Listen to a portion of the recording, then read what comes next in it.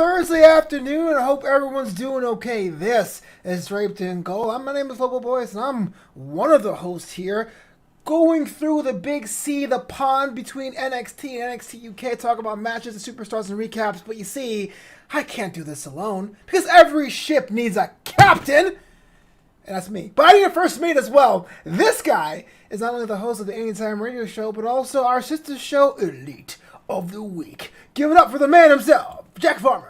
If we're making ship references, you're right. I'm not the captain. I'm more like the person who's on the yacht just enjoying life, sunbathing. That's what I do. I don't do any actual work. I just show up and have fun. Soft rock, baby, come back. You can blame it. Yo, yes, you left me hanging. NXT, NXT UK, back-to-back at pretty much strong shows. Love the fact that we're getting two different flavors of what's going on. They're both maturing in their own certain way. But I gotta start with NXT UK first. Why? Because of this monster main event. 4-way tag team elimination match. To pronounce your new number one contenders. Lot to unpack in the match. That's why I want to get right into it. My boys, Smith and Carter, got pretty far, but they didn't get the furthest here. I was a little disappointed about that, but the result is pretty deadly. Is facing off Gallus, man. Thoughts about the match? There is so much to unpack in this match. There's so much to talk about. First and foremost, I want to say one of my favorite things about it is the fact that every week we come on here and we talk about NXT UK and how great it is and how underappreciated it is. And then we talk about how hard-hitting it is and how rough it is and how brutal it is and how big it is.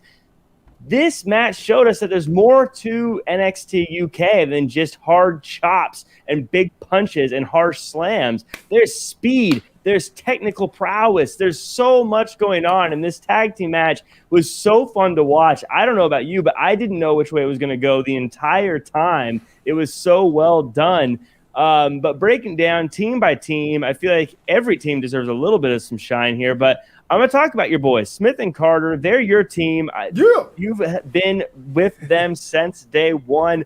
They came into this match, in my opinion, as the underdogs a bit, but I think, were the stars of the show as far as this match goes. I think that they showed power. They showed speed. They had some of the best moves throughout the night. I mean, that moonsault off the back to the outside was incredible. They were using power. They were doing everything. They came up short, but as I said on Twitter, one way or another, I think those two have a title shot on the horizon coming up shortly. As they should. Dylan Matthews, Johan Pena, everyone's pouring into the chat on Facebook, YouTube, Twitch, and Twitter. Thank you so much for rolling with them, Draped in Gold, every Thursday afternoon or evening, depending on where you are in the world, or Friday morning in Dylan's case. And if you're on Twitch, make sure you hit me a follow. The other thing I have here is that of the hunt. The heavy favorites going into this match, by my estimation, were the first team eliminated. What went wrong for Primate and Wild Boar? Those are human beings, by the way. Yeah, Bebop and Rocksteady. They are, when they came in, you say they were the favorites. Once this match got going, I knew right away they weren't going to win. And it's not a shot against them. It's that because for some reason, Andrews and Webster, they use their political pull backstage to try to get things the way they want. And they got Eddie Dennis taken away from ringside. Without Eddie Dennis there, they were missing a part of their team. They were missing a part of what makes them dangerous. They didn't have that focus anymore. They didn't have the brains behind all of the muscle and strength. And so while they did a great job, I mean, sometimes brute force is all you need. I think in something this competitive, you need a strategic mind like Eddie Dennis to help you get the win.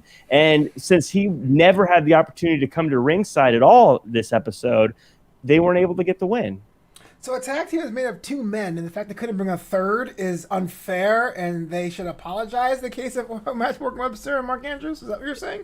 Let's not act like this is the only manager in all of pro wrestling, Flobo. Let's not act like no other team had managers have in this a match. guy come out to ringside with them. Let's not act like there hasn't been Michael Hayes coming down to ringside with the Hardy Boys. Let's not act like it's a new thing. In all of pro wrestling, I think it was unfair. Having a manager at ringside is totally legal. It's totally allowed. And the fact that Andrews and Webster, again, just tried to use some of their political pull to try to tip the scales, I think it was unprofessional. It was unfair, and I'm glad they didn't get the win tonight. But unfortunately, that means the Hunt took an L because of this. And going in the favorites, yes, but having that handicap put on them, they had no chance, and it's not their fault. It's just the way that the field was tipped.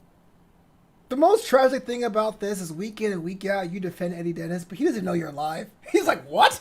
Jack, listen, I'm a bad person. Don't root for me. Like, I'm trying as hard as I can to be slimy. I'm not rooting for Eddie Dennis. I'm not necessarily saying I'm a fan of Eddie Dennis. I'm not saying he needs to know who I am. I call him how I see him, Flobo. I'm an analyst. I look at the facts. I look at the numbers, and I see that Eddie Dennis is the smartest guy in NXT UK, and with him, all things are possible. In fact, I would say with him, you can become you can become a tag team champion. Without him, it's going to be pretty tricky. Speaking of pretty, why are we talking about the Hunt? Did you see Pretty Deadly today, looking like Jared Leto and Charlie Hunnam in that ring? Mm-hmm. These are two guys I identify with, Flobo. Just two really good-looking fellas getting wins the old-fashioned way by out-wrestling people. Okay. So Pretty Deadly is now the new number one contenders against Gallus, which is not surprising because they won the match, but it does seem to me now that Gallus boys are becoming, what's the word now? Protagonists, fan favorites. With the eventual matchup, Pretty Deadly versus Gallus, who do you got? Listen, Pretty Deadly, they looked really good tonight, and they also wrestled really well. I think we sometimes talk about how good they look, and we don't give them enough credit for how good of wrestling they are. I never talk about how good they look. I never mentioned that. Stoker, first off, kicked out of that 450 splash that looked amazing earlier on in the night. But we need to give credit to that fireman's carry spin into an airplane spin, into a leg submission, into a figure four. I thought that was amazing. That was such a cool spot in the night. And then the way that they were able to just keep on using that weakness, that knee, to get a clean win, and get put into this title shot opportunity. You don't get a win like this and lose. I think Pretty Deadly are going to be your NXT UK World Tag Team Champions. Speaking of someone with title implications, we got little news going on today's episode that the legend herself, Satomura, is going to be signed to NXT UK of all the brands underneath the WWE umbrella, and I'm sure she has her sights set on the current women's champion, your girl, Kaylee Ray. Jack Farmer, what does this mean for the brand, and what's this say about the women's division? Well, I think when you're Kaylee Ray, you want to face the very best in the world. And right now, that's what she's doing. She's going to go to be the best of the best. So she's importing new challengers. She's saying, listen, I cleaned out this division. Now it's time to go clean out other divisions. I think it's fantastic. I think it's going to prove that Kaylee Ray is the best in the world by beating the best of the best. And at the end of the day, it's what's best for us. Sure. So you have her there on the top of the heap going right after the championship first for Mina Sakamura, or would you have her try to reestablish what she's about? I mean, that package is pretty much on brand for what she was. I mean, there's not much more to write home about how someone could hit hard for decades in her division. Well, I think that package was great, by the way. I think that was a really good way to set her up for people who don't know who she is. The video game boss, as they called her, I thought was really cool. I say, why not? I mean, she's a legend. We know she's great. We know she can go.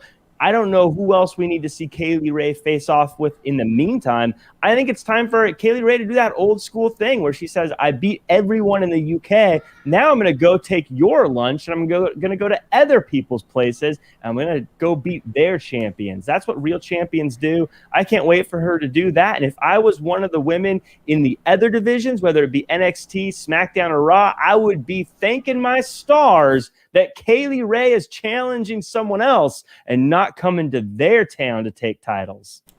Yeah, I got a shout out to the chat right now. Jeremiah is saying we can come for Kaylee Ray. Be careful what you ask for. And Will 5 Stud Muffin says this is awesome for NXT UK. He has a bit of an international flavor. Didn't have that already. And look, a superstar, that may be someone, that may be the person to help people change channels if they have something else in the wrestling diet they want to give a shot to, right? Yeah, I mean, we say it here every single week. NXT UK is the most woefully overlooked brand in pro wrestling. I think people need to give it a shot and need to give it a watch. So many of us have the the network, why aren't we watching it? You really should. I mean, it's always good. Every week I shake my head and say, this was such a great show. Yeah, it's a great show from top to bottom. So let's talk about the top of the show. Jordan Devlin, the true cruiserweight champion, comes to the ring and has a bit of a stare down with Trent Seven, which I go, huh? And I guess Trent Seven heard what I was thinking and says, hey, mate, if I cut weight, will you challenge me? Would you accept my challenge to be in a cruiserweight championship matchup? A lot of things I want to talk to you here about what it means to go for the gold. What's next for Trent Seven? Can Trent Seven cut the weight? Is this going to be a thing? Jack, I like the presentation of this. I like the fact they're treating it as a real weight class, but I'm not sure if this works in this environment. Thoughts? I loved this for a number of reasons. One, anytime the true cruiserweight champion comes out and gets on a microphone, it's a good thing, and that's what Jordan Devlin did today. I think he's such a star. In fact, maybe I'm jumping ahead a little bit, but my prediction is Jordan Devlin is going to be the person to finally beat Walter. That's right. I'm picking him to be the guy to make it happen. I think he's ready for it. I think he's ready to make that jump. And I think someone like Trent Seven is the perfect warm-up for him to dealing with guys who typically weigh a heavier set than the people in the cruiserweight division. I don't know about you, though, but when Trent Seven was walking down, you're like, he's way too big. But the closer he got to Jordan Devlin, it seemed like the smaller he got. And like he was the same, and then like perspective the size of Jordan Devlin. It was this weird, like, how does that work? Because Trent Seven seems massive when he's in the ring otherwise, but then he was like the same height as Jordan Devlin when they were in the ring. Yeah. I love Trent Seven. I think everything he does seems important. He definitely has that. They're different personalities, 100%, but in a similar vein to a Randy Orton, everything that Trent Seven does feels important. It feels like it matters. It feels like you need to pay attention to it. And so when he says, I'm going to cut weight, and then when he steps on the title and says, I'm coming to your division and I'm taking your title, it means something. It feels important. And I think this is a great opportunity, like I said, for Jordan Devlin to both get a new challenger that's going to be very tough and put on a great show, but also show that guys who lean on the heavy side, he can hang with. And I think, like I said, Jordan Devlin will eventually become the guy to take the title off of the ring general. And I have never said that before. Never. But that's a crazy bold take. So if you guys are listening now, clip it out, tag Walter, and make sure you have Jack's address handy in case Walter asks where the hell he lives. But yeah, only wrestling can do that. Like, I can't go to a club and go to the DJ and be like, bro, once they get some new mixes, bro, we should go after it, battle style. Like, I'll be sorted out, basically. But Trent Seven gets a chance to do this. And I actually want to see this matchup because we all know that Jordan Devlin was bulking up.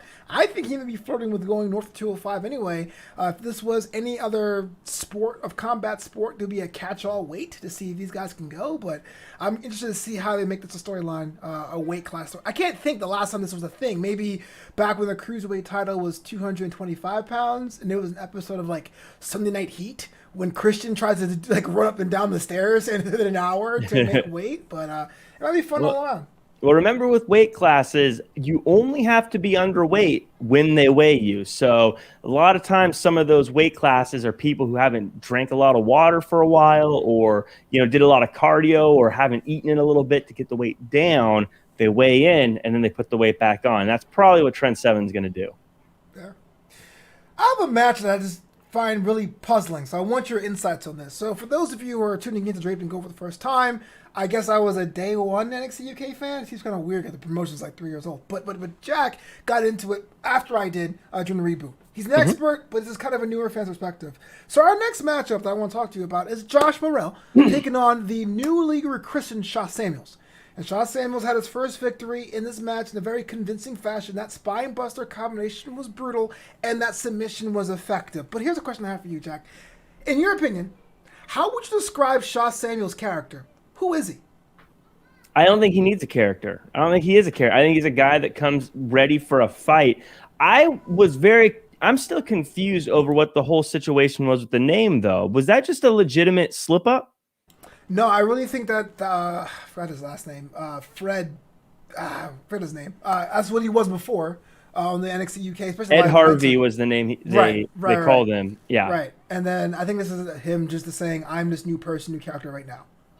Okay. Well, speaking of which, I love, by the way, I don't know if you heard it. I love that Nigel gave a little tip of the hat to when he was in another company under a different name and talked about how Kurt Angle knows all about it. If you watched TNA, you know what they were talking about. Old Desmond Wolfe coming after Kurt Angle. I thought that was a fun little tip of the hat. It's fun when people do that. I don't know. I don't know if you necessarily need. I don't think Samuels is one of these guys where you need to talk about what he's into or how he acts. I think he's one of these guys that's going to come out here and be that gruesome mix of wrestling and power and hard hitting. Here's my question then. Isn't that enough characters? Like, how's that different than Rampage Brown? How's it different than Saxon Huxley? Where can Shaw Samuels find his own niche? Well, I think you find the niche when it comes to success. It's by being harder hitting, bigger and stronger than those other guys. Will he or won't he? That's what he's got to prove. But he stands out because he has an unfinished attire, in the sense that he's got suspenders with no pants, but he's also got a scarf with no shirt, and he wears a jacket to the ring.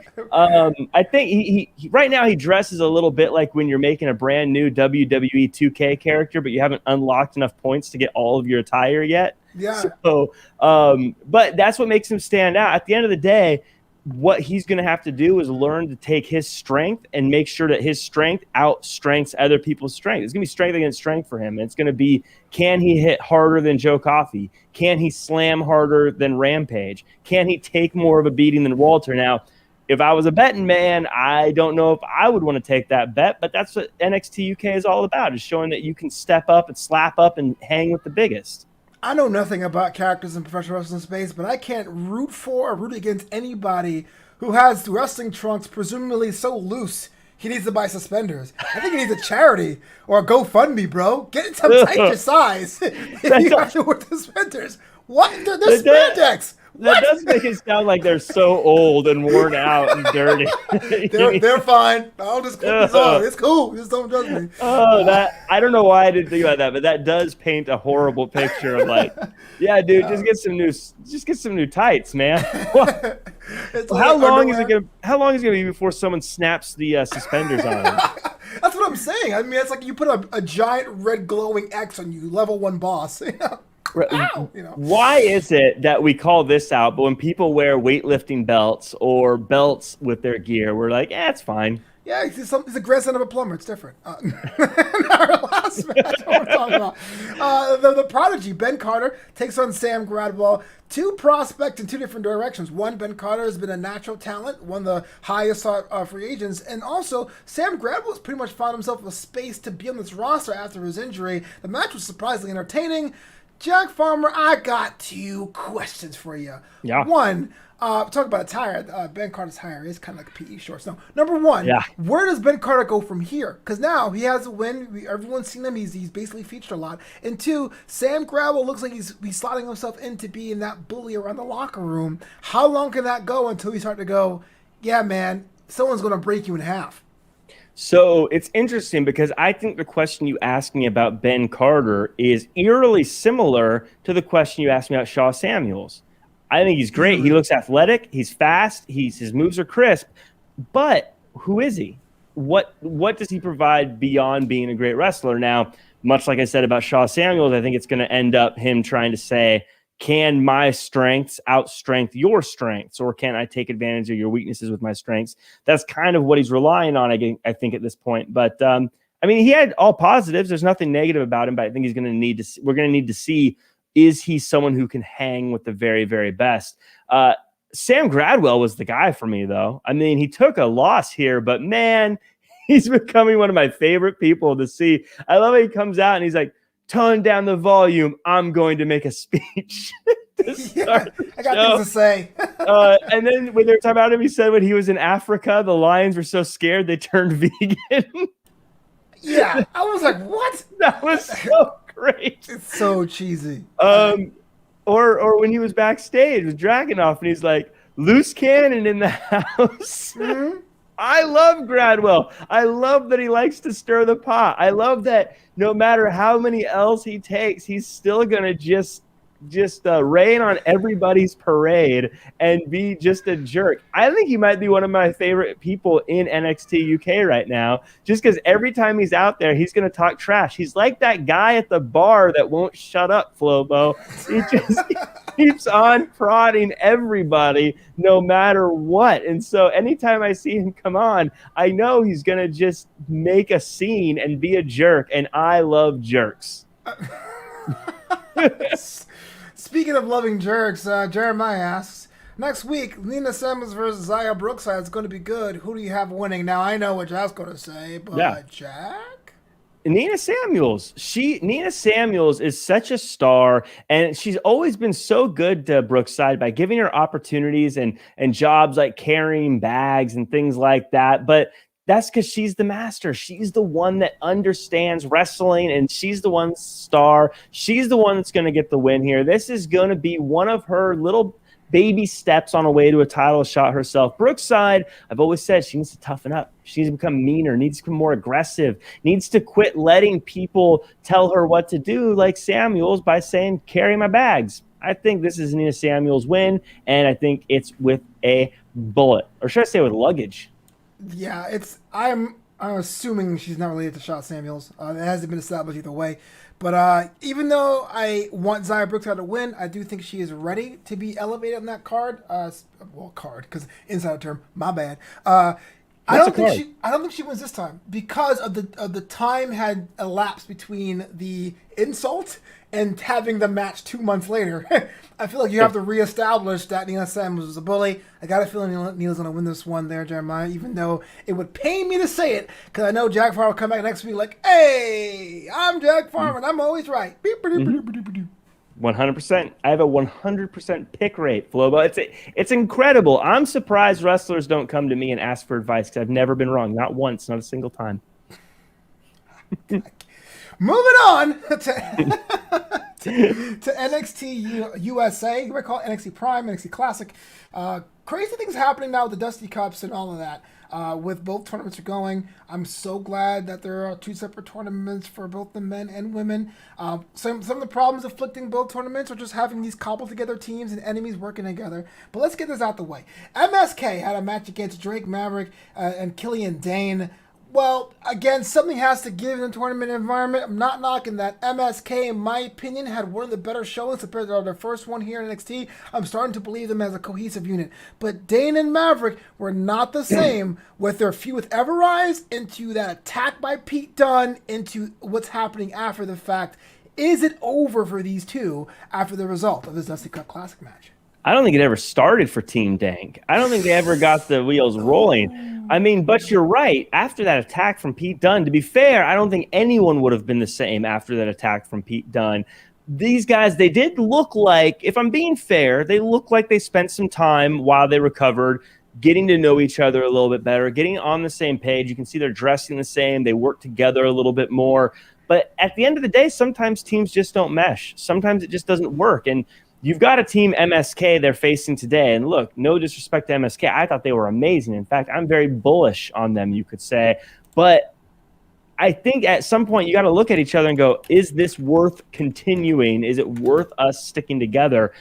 I mean, right now, maybe it doesn't hurt because I don't know what they're doing on their own. But I think it's a bad sign when you're not making it much farther than this in a tag team tournament and you're going up against guys who are brand new to the brand.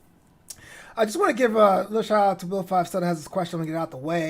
He says, I know it has nothing to do with NXT. What do you think you guys think about the rumor of Tessa Blanchard maybe showing up on Sunday? I don't like to comment on rumors and innuendo. I am not an insider, Johan. How dare you ask? No, I'm just kidding. You know what? If it's true, it'd be fun for Tessa because, look, any wrestler wants to work, and if it's a job for you to work in the wrestling crafts, the wrestling arts and sciences, cool. I'll be excited to see her just on the names alone, potential matchups, but I can't say that she has to do some kind of rehab, maybe, some kind of like a reversion of what Tessa Blanchard was for it to work in the WWE environment. Sometimes it works in the AJ Styles fashion.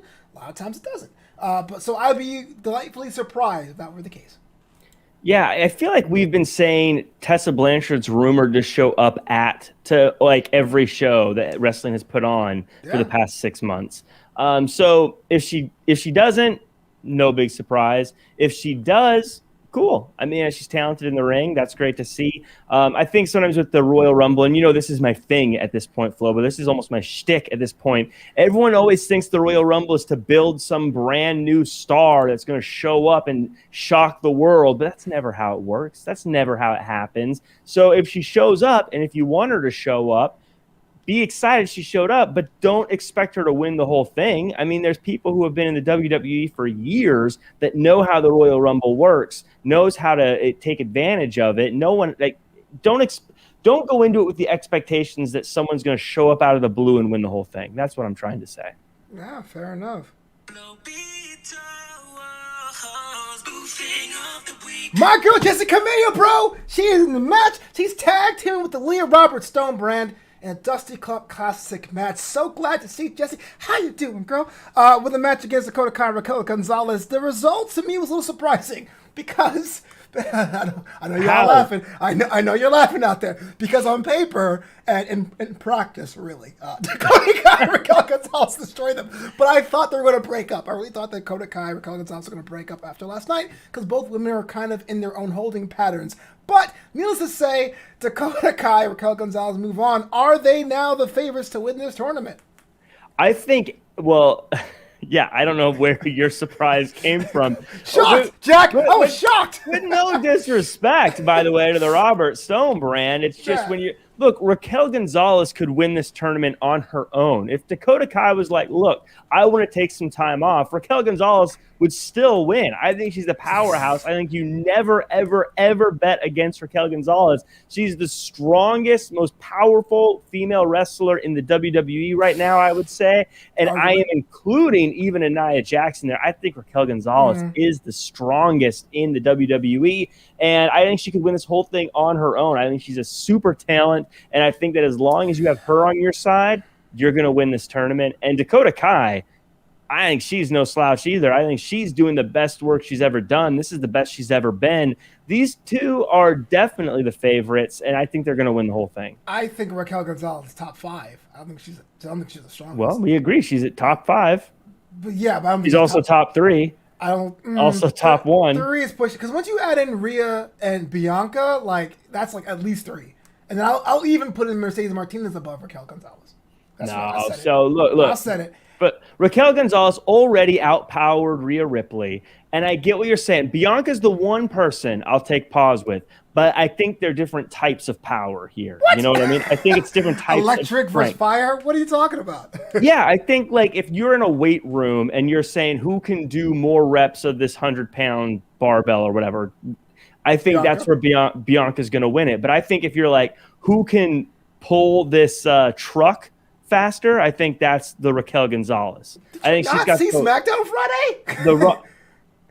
I'm sorry. So yeah, I agree that Bianca could probably play basketball better than Raquel Gonzalez. I'm not saying that it's by a mile. I'm not saying that Bianca Belair isn't strong. I'm not saying that. I'm saying that if you're ranking them, I think Raquel Gonzalez is the strongest in the company. I think if you go to pure raw strength, you go Raquel Gonzalez. Now I think if you were having it like a CrossFit competition, I think Bianca would win those. You just somehow missed the part where she put Otis on her shoulder like he was nothing, right? That's the part you're just totally skipping over. I didn't know. Like I said, I'm not just skipping over that. I think that was incredible. Again, we're talking about the 2 strongest women in pro wrestling. Of course, she's up there. I'm not saying she's nobody. I'm just saying that when push comes to shove, the one doing the shoving is Raquel. Fine. Elliot Fletcher says that match was the best Aaliyah's ever looked in the ring. I'm inclined to agree. Now, Aaliyah, if you guys ever watch our predecessor shows, we've talked at nauseum about the fact of Aaliyah's tenure in NXT. She's been in that system for 6 or 7 years. And so there were times where we thought week in, week out, maybe she wasn't going to do it. Maybe that's as hard as she's going to go. But what I saw this week, compared to what a lot of promotions are doing, what a lot of rosters are doing, Aaliyah deserves a ticket to the dance. Whether or not she'll be the top of any kind of Raw or SmackDown kind of thing, hard to say. But she definitely was the veteran on that team. She definitely led the pace on that team, and they should be proud. Robert Stone brand, producers or whatever, of how far Aaliyah's come into 9 months? The quarantine is shot her through the roof. Yeah, she's really Aaliyah's been really great the past 9 months, and I think a lot of that has to do with Robert Stonebrand. I think Robert Stonebrand deserves a sneaky shot at Manager of the Year in the WWE. And before everyone gets crabby at me in the comments, it's one thing to go ahead and say, hey, I'm Roman Reigns' manager, the guy who's already been a Universal World Champion, the guy who's already dominating Royal Rumbles and dominating pay-per-views, be his manager and say, I'm an amazing manager. That's one thing. But to take someone who's been struggling in a developmental situation for years, and then within 9 months to get her to have the best match she's ever had in her life, to get her on TV and to build her up, that takes real management skills. And I think Robert Stonebrand should be very proud of his team, whether or not they won or lost last week or yesterday or the other day. That is whatever. Time's a construct. We have it's a flat circle, man. But I think Robert Stonebrand should be absolutely looked at as Manager of the Year, because it's not necessarily about wins and losses all the time. Like I said, Roman Reigns would be dominating regardless of whether or not Paul Heyman was with him. I think Tyler Rust would still be doing great whether or not Malcolm Bivens was with him. I think what Robert Stonebrand has done has elevated. And that's not a shot against the women he's working with. I think that they had potential. He found it and he raised them up. And that's why I think he could be Manager of the Year. I think he deserves way more credit than a lot of people give him with their disrespectful photos of him looking disheveled. Even though I disagree with you on the Roman Reigns, Paul Heyman point, I think you hit the nail on the head. Granted, his roster's been pretty much fluid. We don't know where Chelsea Green is as far as inside storylines, where Chelsea Green is, and Mercedes Martinez is apparently doing her own thing again.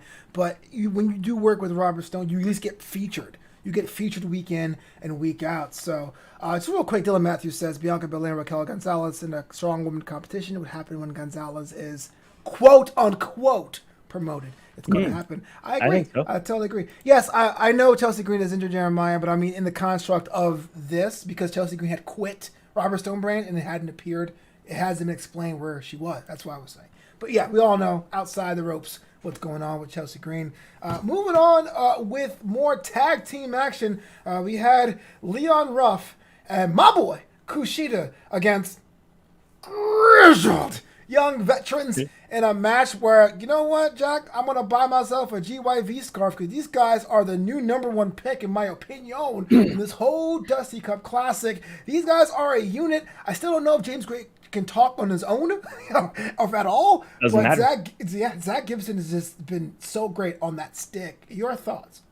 Yeah, they were my pick to win the whole thing this year. I think they're going to win it. I think that the only reason we're not saying Grizzled Young Veterans are the best tag team of 2020 is because of the world shutting down. If it weren't for that, they were on a path to be the 2020 best tag team of the year. Because of that, guess what, folks? We get Grizzled Young Veterans as the best tag team of 2021. They are the greatest tag team. They've got the mic skills. They've got the toughness. They've got the moves. They got everything you want. They are a perfect package. This is their world now. We're just living in it.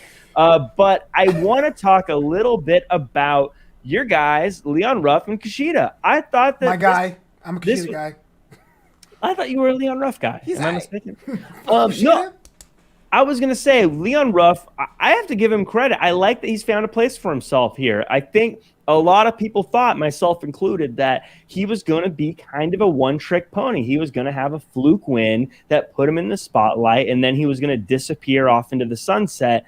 But he's found a place for himself. I like him as a tag team wrestler. I don't know what the future holds for this team, but I like seeing Leon Ruff as a tag team wrestler. I think it works for him because he's such a change of pace person and such a change of pace personality in that ring, regardless of who you're with. It makes it hard to face him and someone else at the same time. That said, Kushida, I think it's his fault they didn't win this match. I think he knows that he has singles gold on the horizon, and he was distracted, and he let that happen and get in his way. I think if he wasn't focused on something else, they may have got a win here tonight. So I blame your boy Kushida. Before I totally make fun of you for making fun of me, Dylan Matthews says GYV are a shoo-in to win.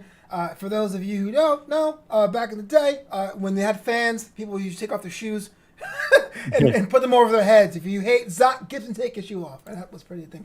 Yeah, so I actually agree with you, Jack. Here, this is something I thought was pretty surprising. It did seem that Kushida was distracted because the man he beat not once but twice, Johnny Gargano, gets involved in the matchup. That's fine with me. And we're splitting hairs, right? No. Which is fine, because I do think Kushida needs to be in that North American title division for the sake of his own longevity.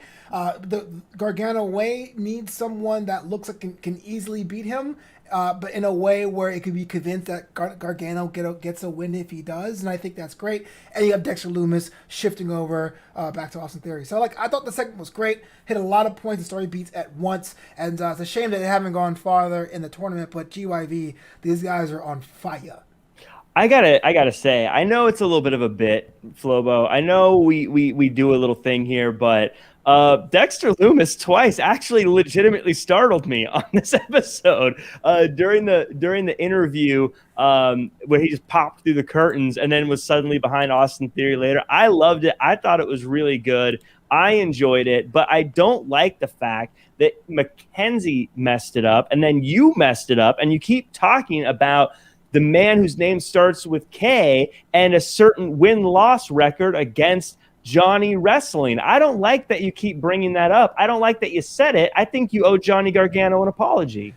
When it comes to Kushida, Johnny Gargano is a loser. He lost 2 in a row. You got to admit it. I don't care. I can't make concessions because for a while I have to say I don't like wheels and I like wheels again. Win-loss records are win-loss records, Jack Farmer. If it was a wheel, then we would come back to the beginning before the losses occurred. I think that logically that makes sense. You shouldn't talk Wheels about are it. logical, yes. It's rude. It's against the way, and you shouldn't be doing it. I wish Gargano going to challenge me to a match. I can't fly to Florida. You know how these restrictions are. I'm not scared of you. But I'm not going there. I would love to, but, I'm just, You and me are both using the same reasons for not facing off against the people we call out on these shows. Walter! The Jack is like, Walter, my buddy Flobo will take a chop from you so hard. Jack, come back! If you can chop through Flobo, then I'll consider coming out there to have a match. Speaking of Walter, man, there was a quick promo about Imperium. It looked like it was kind of going to be interpreted different ways. We wasn't sure if Walter's going to be joining the boys in Florida, if he's going to be joining the Royal Rumble. Will Imperium go back to NXT UK? But Alex Wolf says, my arrival is the beginning. What does that mean to you? I think that Imperium is coming stateside. I said it before. I said it last week. I think Imperium's weakness has been that they were divided. I think they said it specifically. They were divided. Now they're coming together. And once they come together, when they come stateside, every single brand is going to be in trouble. As Wolf says, it's just the beginning. If you're not on Team Imperium now, you better be, because they are taking over. And I'm not saying it in some late 90s way. I'm saying it in a very militaristic way. Imperium is coming, and they are taking what they want, and they're going to make everyone respect the ring. Quick question. If Imperium does come back, what has to change for them to be fresh? We see that the logo got updated. It looks like the Marvel logo now, but what do they have to do to make this version of Imperium whole, different, exciting once more? I think they need to grow. I think they need to recruit. I think there's a lot of wrestlers who respect the ring, who do a great job. They're not going to hire you, Jack. Stop campaigning. I think what they need is a Southern California guy with a microphone to join their team, to respect the ring with them. I think I would look fantastic in one of those jumpsuits. You're from Seattle. I think... What are you doing? I think I would fit in right there with them. I'd be like, hey, chums, don't we respect the ring together? And they'd be like, we sure do, Jack. And then when people like you talk back to me, Walter would slap you and you'd say, I'm sorry, Jack. And I'd say, mm-hmm. Well, Black Reddit says, I agree with Jack, so I'm going to ban him after this episode. But, yeah, why not you join Imperium? That'll be fun. Just you in the back, like, hey, guys, can you feed me? Hi, it's me. Hey, fellas, we're together. I respect the ring. They're like, Jack, you got to put on the wrestling trunks. I'm like, my legs don't look nice. Do you have suspenders? Anyone? So dumb. Real quick, my guy, all the way from Black Forest, South Australia, the colossal Bronson Reed, had a match against Swerve. Anyway, rubber match in the series, and for some reason, the second time this week, somebody kicked out of a 450 splash. Okay, Bronson Reed picks up the win. A lot of things are on the horizon for Bronson. You know I'm a Bronson Reed guy. Just your thoughts about the match and this new version of Isaiah Swerve Scott. So, first off, regarding the 450 splash, I'm going to sound like one of those old fuddy-duddy wrestling fans that always complain about wrestling today. I remember seeing a 450 splash. I remember Juventud Guerrera used to do them in WCW, and I would say to myself, I can't imagine a top rope move being more impressive than that. And now you're right. I got kicked out of twice in 1 week. So there you go. Juventud Guerrera. Finally, the juice has come back to LA. We're in Miami. Oh, that's right. The juice. Juventud. Underrated, but... So 2 things. One, I agree. Bronson Reed's a star. I love him. He's colossal. He's great. I love his foot stomp. I love his music, by the way. Low-key. Born ready. I'm battle tested. So great. I even love the way the entrance works with the video and then fading into his face. I think is great. I think he hits fast. He hits hard. That top rope splash looks brutal. But I want to talk about your favorite wrestler, Swerve.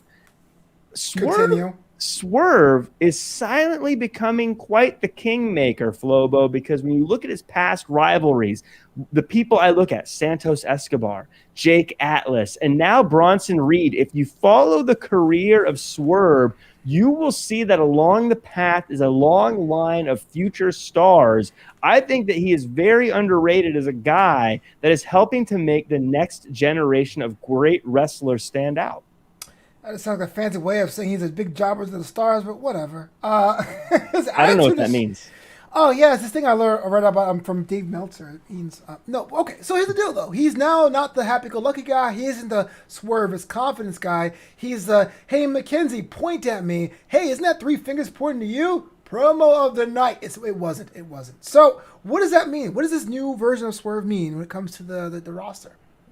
I think the truth is it's time for him to move on beyond Bronson Reed. I think it's time for him to go find something else. You know what I always recommend in these cases, Flobo? I think it's time for him to find someone he can start lining up some wins against. I don't know, maybe Kurt Stallion, someone like that he can have some matches with that are going to be fast and exciting, but that he kind of outranks, if you know what I mean. So I thought about Kurt Stallion. This guy was featured, had a match advertised, but it was pulled before the episode started. And when it was aired, he got beat up backstage. He was like, oh my gosh, my opponent did it. Santos Escobar is being like, not me, bro. So here's the deal. Kurt Stallion is new to the people who watch only NXT only. 205 Live is already an established star. Had a match against Santos Escobar, one of the 2 Cruiserweight champions. In my opinion, the interim Cruiserweight champion. What happens here when they finally meet in the ring? Does Kurt Stallion become Cruiserweight champion to establish him to a new audience? Does Santos Escobar exert his dominance over a relative newcomer? I mean, I think there's a lot of ways this story can go. I thought the best thing about Kurt Stallion, I love when wrestlers reference history. I love when they look back at the greats of the past and sort of use some of what they did. And the fact that he did the Eddie Guerrero thing where he pretended to be attacked and then blamed it on someone else so that he didn't have to have a match. I thought that was so cool. I thought that was such a cool move to pretend that he was attacked so that he didn't have to deal with losing straight up to Santos Escobar, who, by the way, the true Cruiserweight champion and the guy that's really brought a lot to that division. I love Santos Escobar, by the way. I know you're a big Santos Escobar fan, but really, did he make that up? I mean, he says he was innocent, but the only people that can vouch for him were his buddies. And unlike you, most buddies vouch for their friends. So, what you're saying is one guy has 2 witnesses, the other guy has none, and you're picking the guy with no witnesses. Flobo, there was a lot of people. They didn't see anything. They were like, "Oh, what happened? You were attacked. No one was around in this busy place where a production is happening. No one saw this. What were you doing, hanging out by yourself? Oh, that's right, pretending to get hit." I didn't see any bruises. I didn't see any blood anywhere. I think it was phony. I think he's ducking Santos Escobar because he knows he has no chance against him. Santos Escobar, one of the best cruiserweight champions ever, the true cruiserweight champion. And I loved that little spot where they found that little card and they were like, don't give me that. Uh-oh. Yeah. What does that mean, you think? I think long term, what I'm excited about, what I hope happens, is that Santos Escobar starts challenging heavier guys. I think much like what's happening in other parts of the world, he's cleared out the division. It's time for him to find new opponents, and it's time for him to get against heavier people because as the true cruiserweight champion, he's beaten everyone else in that division. He's not a cruiserweight champion, but I meant the card. What does the card mean to you? Well, the card is Karrion Kross. Is it? Or it's Scarlett just by herself, maybe giving her number. Maybe that's how she gives out her number. Fallen Prey, area code 323. We're getting canceled. Moving on. Before I get to the main event, this is a segment I really wanted to talk to you about before I even get to even that. The Toni Storm, Io Shirai, Mercedes Martinez dust-up, fisticuff, right? So on Twitter, when it happened, there was a big question mark about the women's division at the top, what that means for the NXT Women's Championship. But it looks like Io Shirai has not one, but two opponents, former tag team partners, in Toni Storm and Mercedes Martinez. I thought it was genius, but I want your opinion. Someone who's been very ingrained to the women's wrestling and women's wrestling being built in different promotions. Was this a clever way to build up a top half of the division, or was it a rush job? I think it can be both. I don't think it has to be one or the other. I think it happened quickly, so I would say it was rushed in that regard. But I think both these challengers are two people who should be in the title picture. I'm guessing here, I'm projecting here. I don't have any information or things like that. For me, Toni Storm feels like a Raw/SmackDown performer. She just looks it, she feels it. If I was a betting person, I would say she's not long for NXT, and I would say that she's probably going to find herself on Raw or SmackDown very soon, one way or the other. She just looks the part, you know what I mean? Like she just feels like that's where she belongs. And I think that's what's going to happen for her very soon.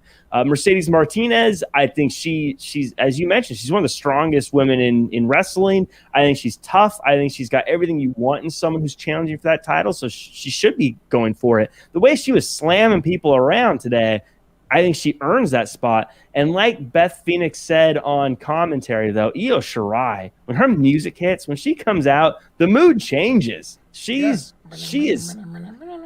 for my money, female wrestler right now, no one stands toe-to-toe with her. I think Io Shirai is the person. Yeah, she is the person, and I think she deserves a longer run. The lack of competition, the lack of matches, that's hurt her legacy. Not sure if she's going to retain throughout this eventual matchup, but yeah, there's no doubt in my mind she is top tier. S level, if you're that kind of person that does ranking things. Just not too much to talk about here. It's real quick. Thoughts about the match. Tyler Rust, Spider Rios. I don't know, just 1 to 5, 1 to 10 stars. I don't know how you rate these things. Can I ask real quick what I understand tier S is the top, but why is tier S the top as opposed to A? I've never understood that. Because I think it comes in video games. Like when in like Dance Dance Revolution, it's like it's special. So it sounds like you're above the ranking. You're that good. It's like stratosphere kind of thing. I see. Okay, I gotcha. So okay. Anyways, Tyler Rust with Malcolm Bivens. I think Malcolm Bivens did exactly what I've always said. I think he said, look, Rust, you tried to do what you thought was best. You tried to get your own matches. You lost. Let me show you how it's done. You got to get a little momentum. You got to get some wins. And that's exactly what happened today. Now, I would say Rust struggled a little bit here. Rust should have gotten quite a bit quicker of a win, I thought. And I know that I'm usually the guy that says it doesn't necessarily matter how quick wins happen, but this was a match against a guy who didn't really even have an introduction. This should have been a quick match, or at least a showcase of what Rust can do. So I was a little surprised that Rust didn't put him away as quick as I thought he was going to. I don't know if this is just kind of a early on sort of getting his feet wet here at NXT still, or if it's kind of something to be worried about if you're Malcolm Bivens and that's your client. It's just funny you mentioned that because I like to think of it like a video game. I was like, imagine if I started WWE 2K22 as a manager, and as a rookie manager, there's only a certain level of talent I can pick. I would definitely pick the hard body rookie who makes dumb decisions in the ring. Like, to me, that's why I can sell it in my brain. But you're right. For a guy who's supposed to be a blue chipper, he was struggling, but a guy half his size. It was kind of hard to see. Yeah, I mean, again, it's too early for me to buy or sell stock in Tyler Rust in the ring at this point. And look, he won. I liked what he was doing. I just, when you're at that level, when you're at the NXT level and you're facing, as I call them, an unranked opponent, you expect it to be done pretty cleanly. And I felt like he took some hits that maybe someone who was also in his position wouldn't have taken if they were facing an opponent like that.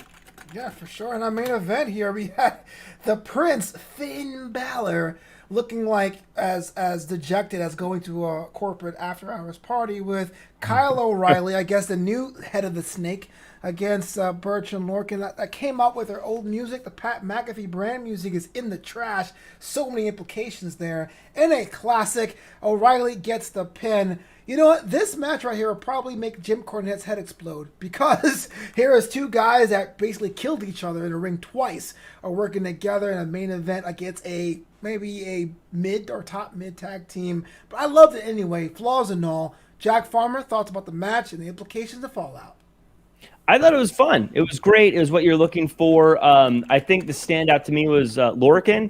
Lorcan, man, he is bulking up. He's getting bigger. You can tell he does not want to go back to 205 Live, and he is putting on some weight to make sure that he doesn't. It's like a war. I ain't going back. That never goes back. No, but he is. He's looking big. He's looking strong. He's looking great. I think not having McAfee anymore at ringside was something that, and I agree with Dylan, by the way, in the chat. Pat McAfee not only is going to win, he should win. I think it's the right thing. He's the biggest star in all of WWE. You can't do that. He's the biggest star in all of WWE.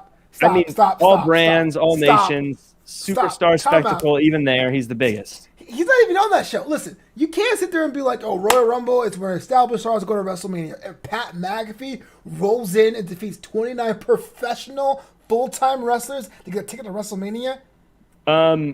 I don't know what was contradicting there. Established star wins Royal Rumble. Pat McAfee equals established star winning the Royal Rumble. You don't like me. You do this because you hate me. Because it makes no sense. Wrestling would implode if Pat McAfee is going to WrestleMania. It doesn't make sense. It makes dollars. It makes lots of money. That would sell so big. Could you imagine Pat McAfee versus Drew McIntyre? Pat McAfee versus Roman Reigns. Pat McAfee versus Goldberg. I mean, these are the biggest titans of the industry. I want to see it happen. I couldn't imagine how great it would be. Pat McAfee pointing up at the WrestleMania sign at the end of the show with fireworks raining down. It'd be a beautiful sight. But unfortunately for us fans, McAfee, he likes to give back. He likes to help others, and that's why he was devoting time to guys like Lorcan and Birch and making them be as successful as they have been. You could tell they were missing McAfee at ringside on NXT this week. You could tell that without him there, they struggled a bit. I think the story here is, though, Flobo, at the end of the match, they're beating up Finn Balor. They're beating up Kyle O'Reilly. And they're out there for a minute beating people down before Adam Cole shows up. I think Adam Cole wanted to let his guy sit out there and take a beating before coming out. I think that was a subtle message to his guys saying, listen, I'm the guy that runs this show. And if you want to go out on your own, and if you want to go hang out with the champ, and if you want to go do your own thing, guess what? I'm going to leave you high and dry. You come to save me. I don't come to save you. That's what Adam Cole was saying. That was the message at the end of the night. Maybe Adam Cole was in catering. Maybe he had to poop. Maybe someone asked for an autograph. We don't know that, Maybe I wish there was a camera backstage with Roderick Starr. I'm like knocking on the door, like, "Hey man, I don't mean to rush you, but we gotta go." I had catering. I'm taking a dump, man. No, it's kind of we gotta hurry. So Dylan Matthews put a whole button on this Pat McAfee thing. For those of you just joining in, like Adam Ghazi, what's up, man? Dylan Matthews wants Pat to win the Royal Rumble. Why can't McAfee win? And I'll tell you why, Dylan Matthews. I'm not denying Pat McAfee is a brand. I'm not denying he's one of the more influential people in the sport and podcasting space. Not denying that even though he lost both of his matches, that he has impressed in each and every outing. But if Pat McAfee, and I can't believe I'm entertaining this, but if Pat McAfee goes to the Royal Rumble, arguably the second or third, in my case the third biggest night of the year, and wins the entire event, it would absolutely break wrestling. And it's not even wrestling's fault. Because outside of this, in the great sport of football or American football, we don't think highly of kickers. So now we have a kicker breeding 25 to 30 other people in a match. It makes everyone look weak. We go back to when Mark Merrow got powerbombed by Sable, and how Stone Cold picked up the phone and told Vince, who am I facing next week? Because I'm not facing Mark Merrow.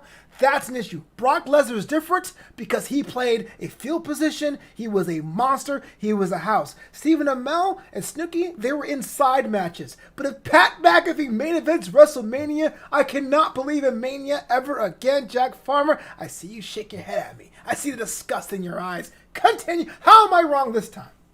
You're only right in one situation, Flobo, and it's close. It's a 50-50 coin flip. I know we're going here. And that is if all 29 other competitors at one moment gang up on Pat McAfee to get him out of the ring, then they stand a chance. If they can make it so all 29 are in the ring at the same time and they all gang up on him just like they do on Big Show, just like they do on Giants like Pat McAfee, that is the single only way they can make this happen. And they need to do a coordinated effort with a lot of strategy, maybe call Eddie Dennis to make it happen, but Eddie Dennis probably doesn't want any part of that because Pat McAfee is that good. He's that talented. And you talk about kickers, that foot alone could win this thing. Swung with the might of Pat McAfee, he could kick all 29 of them over the top rope because that's what he does for a living. That's what he did for a living.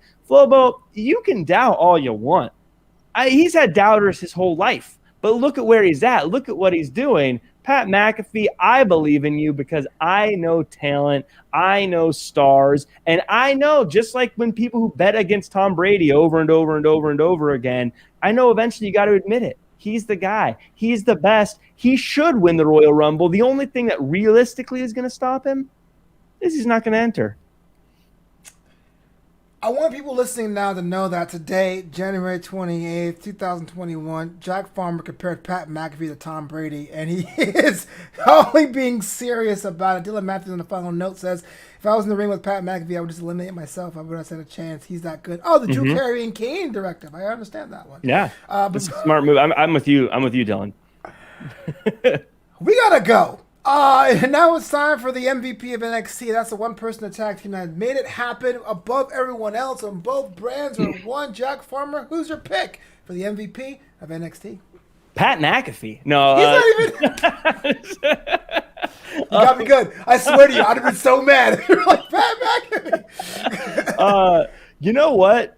You're going to hate this pick. I don't care. Sam Gradwell. He had me laughing. I love the effort he put in. I love the fighting he's put in. He is shredded. He looks great. And every time he sees someone, I don't think he even cares what his match setup looks like at any given time. He'll just pick a fight with anyone at any time. I like Sam Gradwell. Probably my favorite guy in NXT UK right now. I want to see more of him on the mic. I want to see more of him in the ring. And I want to see him poking the bear more and more every week.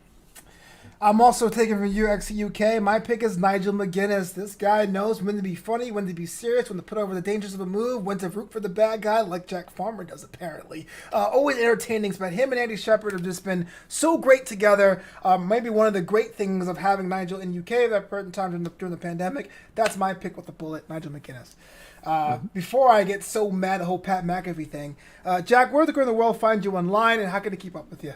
Yeah, you can find me at Real Jack Farmer across all social media. Also, starting this weekend, I'm going to be hosted the United Wrestling Network's Championship Wrestling from Hollywood, presented by Car Shield. You can check it out on KDOC. check your local listings for times and all that good stuff. But yeah, I'm going to be hosting. We got a ton of great matches on there, and I'm excited to be able to share them with you guys. Tons of really big, globally known talent. You guys are going to love it.